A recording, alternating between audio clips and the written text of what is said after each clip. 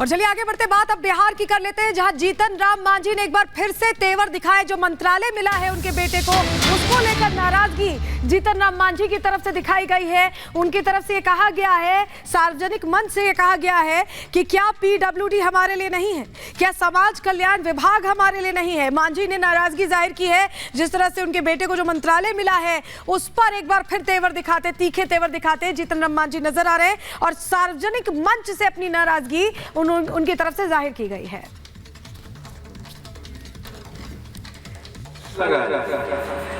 कि का जीतन मांझी जो संतोष मांझी के बेटे बाप हलाई ओकरो अनुसूचित जाति कल्याण विभाग और वो बंटी बनले तो ओकरो अनुसूचित जाति कल्याण विभाग का हमनी के खाली यही विभाग है।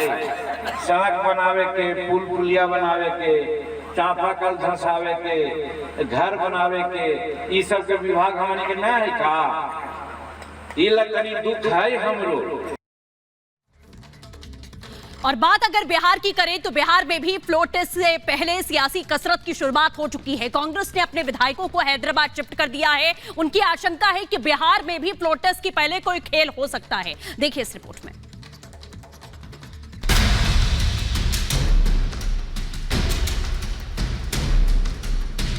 बिहार में सत्ता बदल चुकी है लेकिन सियासी संग्राम जारी है।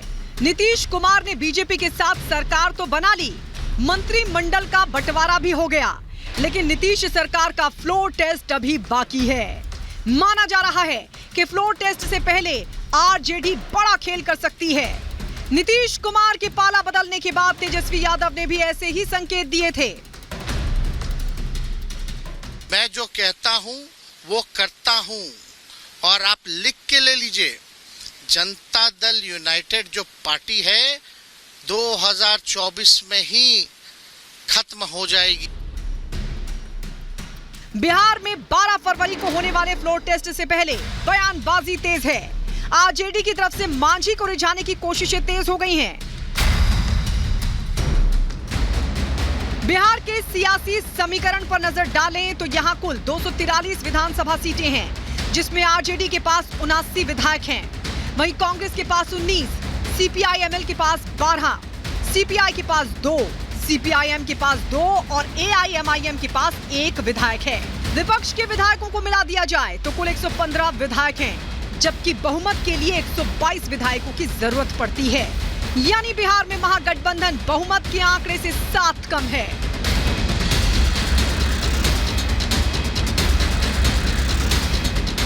बिहार में बीजेपी के पास 78 विधायक हैं, जबकि जेडीयू के पास 45, एचएएम के पास 4 और 1 निर्दलीय विधायक है। यानी नीतीश के पास कुल 128 विधायकों का समर्थन है, जो बहुमत के आंकड़े से 6 ज्यादा हैं। अगर आरजेडी बिहार में कुछ खेल करती है तो उसे नीतीश सरकार के 7 विधायकों को तोड़ना होगा। आरजेडी अगर एचएएम के 4 और 1 निर्दलीय विधायक को भी अपने पाले में डालने में सफल रहती है तो भी नीतीश सरकार के पास बहुमत रहेगा। यानी आरजेडी को एचएएम और निर्दलीय विधायक को अपने पाले में लाने के लिए जेडीयू या फिर बीजेपी विधायकों को भी तोड़ना होगा, तभी नीतीश सरकार संकट में पड़ सकती है। 28 एमएलए हमारे पास है तो उनकी जरूरत कहाँ है? हमको नहीं चाहिए कांग्रेस का समर्थन भाई, कांग्रेस का समर्थन नहीं चाहिए, राजद का समर्थन नहीं चाहिए, जनता का समर्थन चाहिए। बिहार में फ्लोर टेस्ट से पहले राजनीतिक दलों में विधायकों की उलटफेर का डर बढ़ने लगा है।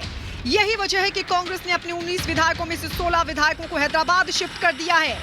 जानकारी के मुताबिक कांग्रेस की बैठक में 19 में से 17 विधायक ही शामिल हुए थे, 2 विधायक बैठक में शामिल नहीं हुए थे, जिसकी वजह से कांग्रेस ने विधायकों की टूट की आशंका को देखते हुए उन्हें हैदराबाद भेज दिया है।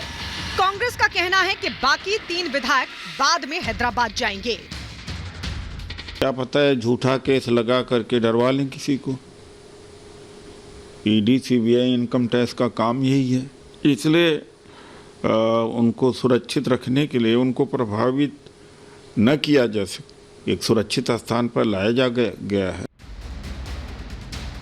बिहार में नीतीश सरकार गिरेगी या रहेगी, ये तो 12 फरवरी को फ्लोर टेस्ट के बाद ही पता चलेगा। लेकिन फ्लोर टेस्ट को लेकर जोड़ तोड़ की राजनीति अभी से गर्मा रही है। ऐसे में सवाल ये है कि क्या आरजेडी नीतीश की सरकार गिराने में सफल हो पाएगी? क्या आरजेडी मांझी की पार्टी को अपने पाले में खींच पाएगी? आखिर बिहार विधानसभा में 12 फरवरी को क्या कुछ होने वाला है? ये सारे सवाल बिहार की जनता जानना चाहती है। Bureau report, Republic Bharat.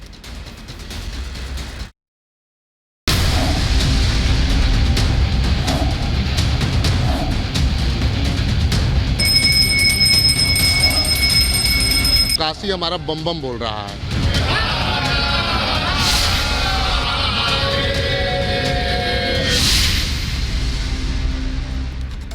और एक और बड़ी खबर आपको बता दें, और बड़ी खबर ये कि ज्ञानवापी मामले में एक और अर्जी दाखिल की गई है और ये मांग की गई है कि जो बाकी बचे तहखाने हैं उनका भी एएसआई सर्वे करे। आपको बता दें याचिकाकर्ता राखी सिंह हैं, जिनका ये दावा है कि कई ऐसे तहखाने अभी भी हैं जिनका सर्वेक्षण नहीं हुआ है। मस्जिद परिसर के अंदर कुछ और तहखानों का सर्वेक्षण नहीं होने का दावा याचिका में किया गया और ये मांग की गई है वाराणसी की निचली अदालत से कि मलबे को हटाकर तहखानों का सर्वे कराया जाए।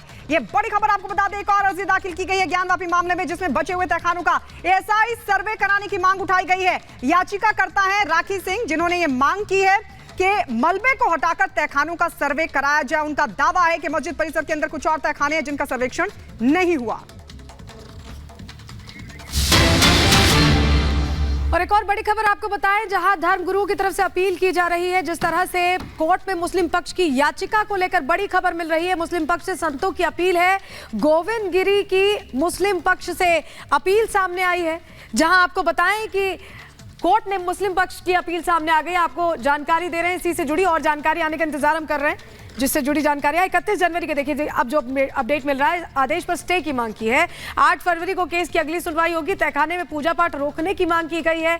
वाराणसी कोर्ट में मामले की सुनवाई का दिन तय हो गया है, 8 तारीख को सुनवाई होने वाली है।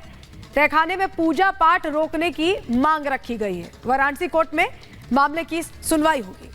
बिल्कुल। और इस वक्त आपको बता दें कि हमारे साथ में हमारे सहयोगी अमित जुड़ चुके हैं, उनका रुख कर लेते हैं। अमित, सीधे तौर पर तमाम जो याचिकाएं हैं सुप्रीम कोर्ट में भी सुनवाई होनी है और मुस्लिम पक्ष ने आपत्ति जाहिर की थी पूजा पाठ पर रोक की मांग, उसको लेकर भी क्या अपडेट है? देखिए, आज 2 केस लगे थे यहाँ पे। इस वक्त मैं वाराणसी जिला कोर्ट गेट के बाहर खड़ा हूँ, गेट नंबर 2 पे। सृष्टि, आज 2 केसेस लगे थे।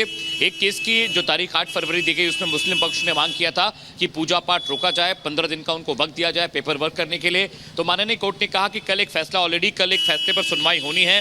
साथ ही साथ हाई कोर्ट में भी एक फैसला टेबल किया गया है, एक सुनवाई टेबल की गई है। ऐसे में अलग अलग मुकदमों को सुनने की जरूरत नहीं है। इसी वजह से एक केस में 8 फरवरी और दूसरी केस में 12 फरवरी की तारीख दी गई है। कल जो अहम सुनवाई होनी है वो एक बड़ा मामला है सृष्टि। उसमें कहा गया है कि जो पूजा पाठ है उसको लगातार जारी रखना है और एएसआई सर्वे की रिपोर्ट के बिना पर हिंदू पक्ष ये मांग कर रहा है कि जो बचे जो तहखाने हैं उनकी भी जांच पड़ताल होनी चाहिए, उनका एएसआई सर्वे होना चाहिए। जो खंभे हैं वहां पर बेसमेंट के अंदर, उनको भी अलग से उनका भी एएसआई सर्वे करने की मांग की गई है। यानी अब लगातार 3 मुकदमे हैं। कल 2 मुकदमे सुने जाने हैं, एक हाई कोर्ट में सुना जाना है, एक जिला अदालत में 2 मुकदमों की आज पैरवी करनी थी, जिनमें अलग अलग डेट मिल गई। लेकिन अभी भी मुस्लिम पक्ष लगातार विरोध कर रहा है। वो कह रहे हैं बिल्कुल अमित, आप लगातार नजर बना रखिए, आपसे अपडेट लेते रहेंगे।